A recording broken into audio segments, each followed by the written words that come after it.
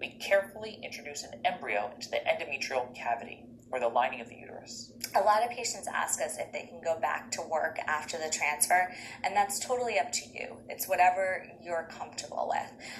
If this is your normal routine and you want to do that, that's completely fine. If you'd rather go home and veg on the couch and relax, that's fine too. Whatever's going to decrease stress is our best answer for you. When you think about IVF, you might think there's a greater chance of having twins or triplets even. But things have changed over the years. Fertility specialists or reproductive endocrinologists overwhelmingly agree that an elective single embryo transfer is the safest option for a healthy pregnancy. The Centers for Disease Control, who also regulates the IVF practices in America, and SART, both carefully state that one cycle should yield one baby. And that's the goal. In fact, our goal as clinicians is for one healthy baby at a time. After the transfer is the wait to find out if the embryo implanted in the uterus. This is commonly known as the 2-week wait.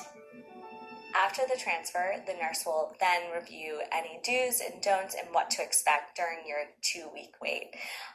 You will be encouraged to continue all medications and a normal life at that time. About 9 days later, we do your blood work, and if you are pregnant, you will be 4 weeks pregnant.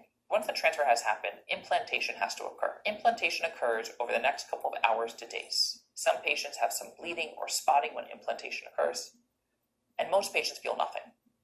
In fact, this is the most common question I get from patients. Doc, I had my transfer, I feel nothing. And I always tell them the same thing.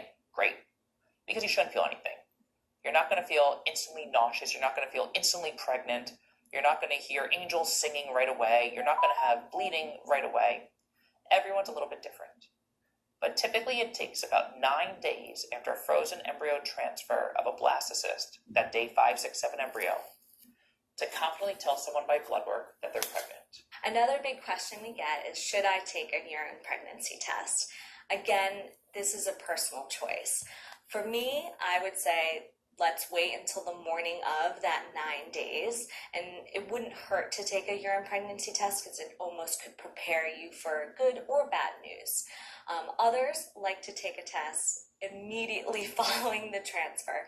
So again, it's a personal choice, but our protocol is 9 days, so we wouldn't check your blood work until 9 days regardless of a positive pregnancy test. All of this has been building to the pregnancy test. Once they get the blood work back that says that they're pregnant, we then recheck that blood work 48 hours later to make sure that the beta